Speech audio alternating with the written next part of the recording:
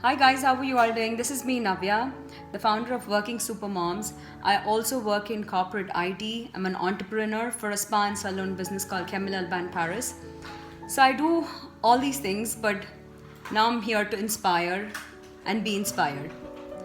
So guys, I know we're heading into the fifth week of the global pandemic situation. And since the coronavirus closed many offices around the globe, most of us are homebound, stuck with our schedules, and this is our new normal life, right? So many of us are having that question in our mind as to how is it going to work for us? How can we thrive work-life balance while at home? Are we made for it? Are we designed for it? This was an important question by many working moms in my community. As emotions start to raise, women start to realize that there's so much work to be done in the house front and to be at par with the professional endeavors that we have. So, guys, on a lighter note, remember that BBC dad, the professor from South Korea, who was actually doing work from home, like a remote reporting from his house. And he had his 4-year-old daughter walk into that room, and then a little baby crawled in hilariously. Remember how stricken the mother was? How that video trolled and dominated all the news cycles, sparkling conversations between work from home, family life. Nevertheless, guys, this is the scene in most of our houses today. Little ones are all rolling around the house because they have no other option. Nowadays, every interview, a Skype call or a Zoom session, we have like a prefaced disclaimer, like a parental warning, just so that everybody's aware that kids are around. So be careful, or whatever. Most important, now it's been revealed that many of us have pets or kids of all ages and children who actually, as it turns out to be, are not a theoretical or conceptualized, or you can compartmentalize them. Children who actually exist as real human beings outside their adorable pictures. And they're actually capable of disrupting the entire work or household.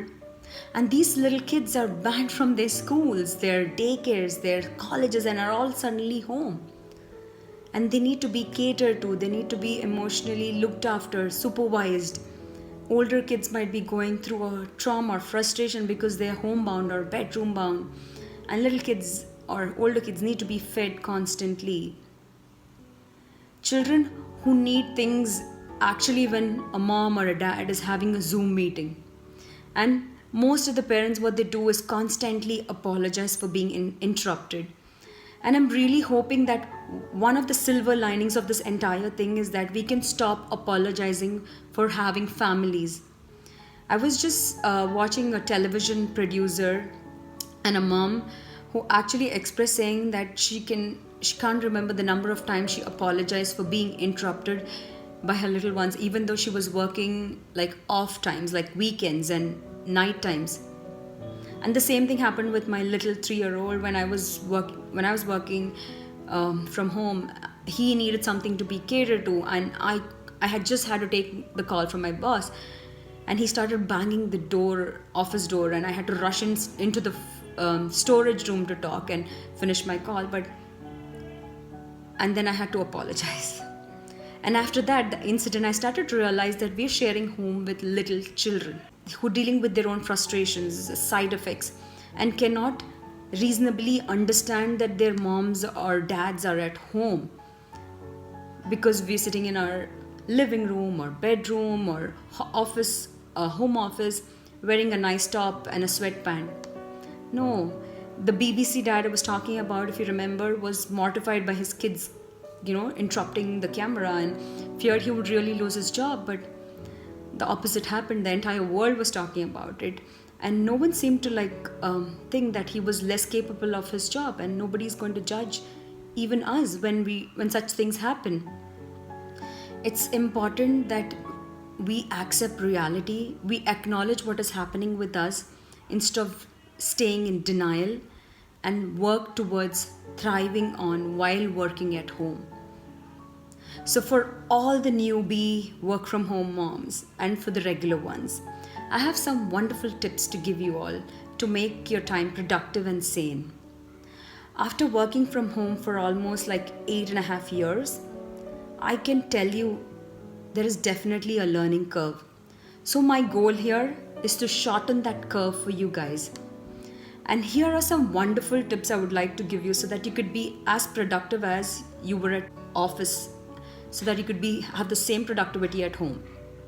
The first thing I would say is maintain a consistent schedule. Just because you're not physically going to office doesn't mean you ditch your schedules that you're following before. In fact, it's the opposite is very true. Maintaining consistency can help you put your mindset in the right direction, have a productive and successful work day. Second thing I would say is setting an intention for the day. Either you plan your day productively or you do some core practices like yoga, workout, meditation, plan your food for the day. Sit with your partner if you have a chance to plan your day together so that you're discussing your meeting times and say that these are times I don't want to be interrupted because I have work. Split work between both of you. This way you're planning and setting an intention to have a productive day. Then I think the next one would be pretty funny, but this is practically true. Getting changed or getting fresh or having a shower, you can really feel that your confidence levels boost. You don't have to wear a tie or something fancy. Just get yourself into that momentum, out of that nightwear or PJs. You will feel way more energized. You can set the tone for the day. The next one I would say is setting a schedule and sticking to it most of the time. Having clear guidelines for when to work and when to call it off the day can actually improve work-life balance. Maintaining a traditional 9 to 5 ensures that you're actually dedicated work time and you have dedicated personal time, and you're not blurring the lines between both. But even before I said the 9 to 5, I would say that one of the benefits of working from home is that you have that work flexibility. You can work at your own schedules. You can plan your day so that you have time with your kids, you have time with your household, you have time with your partner, and you can accommodate someone else's time zones too.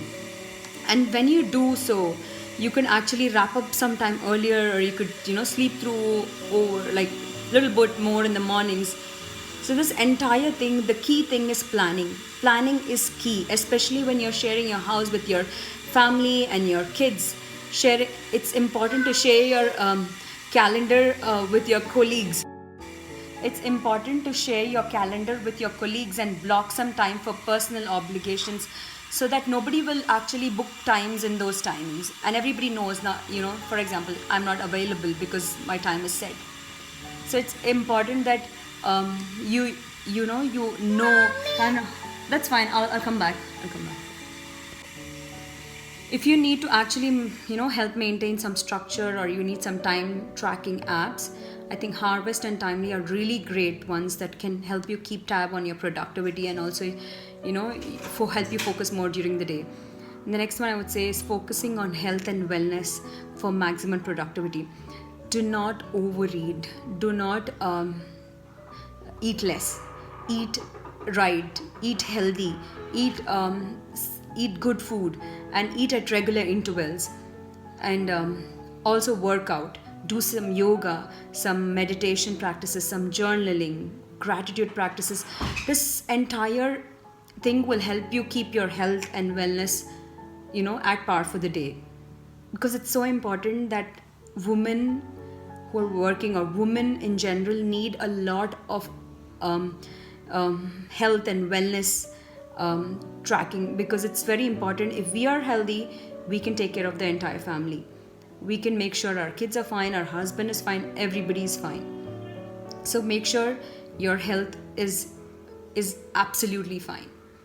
Next one I would say is, because of the work from home, we might overdo sitting on our laptops, sitting on our phones.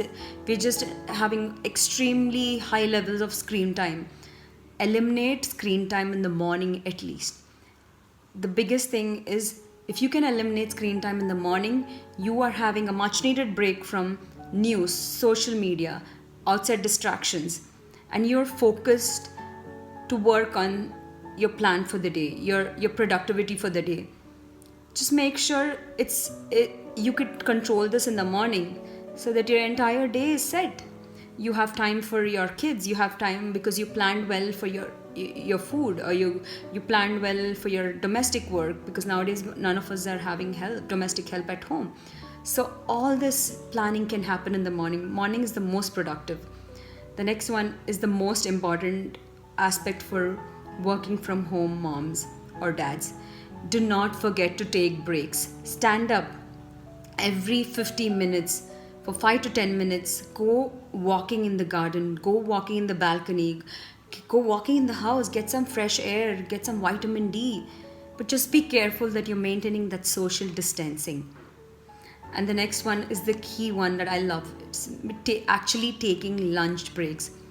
Because we're all working from home, most of the time we just gulp our food, or we just don't bother to understand what we're eating. But now, because the entire family is at home, you can sit on the table and serve food to your family and actually eat with your family. Spend some quality time with your family. Enjoy the food with your family. Appreciate each other, connect more, and love your time at home. So make sure you take this lunch break, which will really help you for your further, connecting with your relationships. And the last and the most important one is, do not forget to get help from your partner, your husband, or your older kids, or your young kids, if they're mature enough to help you. This is the key. We cannot do it all together. As in this process of overdoing it, you will definitely get overwhelmed. You'll get frustrated. You will not want to be at home. You will want to go out where we cannot go out. And eventually it can also lead to sick. So this is not the time for it. We definitely need help from our husbands. So I would say it's important to plan out your day with your partner or your husband, so that everything is split between your partner and yourself. Like your kids' work, your kids' activities, your household activities, your kitchen, everything is split. So you are at peace, you can breathe. So moms, these are some wonderful tips I would like to give working women who are like burnt out coordinating activities, who are struggling and juggling between work and family, who feel like giving up. These feelings are normal. But remember, if you can try some of these tips and let me know your experiences, it would definitely help create awareness and help more working from home moms. They would love to really enjoy this quality time with family. Give some time for yourself, and you'll really start to love your life. So guys, as I said before, every cloud has a silver lining, and this is our chance to thicken that lining and take charge of our mental, physical, emotional health, so that we can come out stronger with this new experience, and we can be bold women. And one final disclaimer: the coronavirus is a pretty serious one. So please be responsible, because we are the ones, foundation for the entire family. Make sure you're super healthy, super fit, and build on your immunity. Make sure you stay clean, stay home, and stay safe. I hope these tips can really help more moms, and it really empowers you guys. Thank you so much. Love you all. Bye.